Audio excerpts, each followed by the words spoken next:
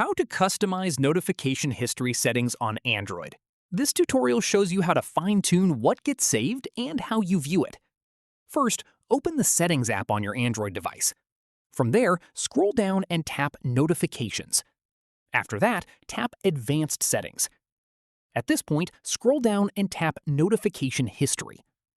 From here, make sure the toggle at the top is turned on so the feature is active. Following this, once it's on, you'll see your notifications grouped by day, with the most recent ones at the top. After that, tap on any app's name within the history list to filter and see only the notifications from that specific app. From here, tap on any individual notification in the list to reopen it directly and jump back into that app or conversation.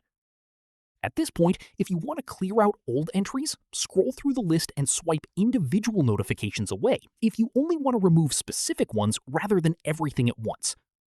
Finally, keep in mind that notification history only tracks what comes in after the toggle is turned on, so anything received or cleared beforehand won't show up here. That's how you customize notification history settings on Android. If this helped, give it a like, subscribe for more tutorials, and ring the bell so you catch the next one. See you then!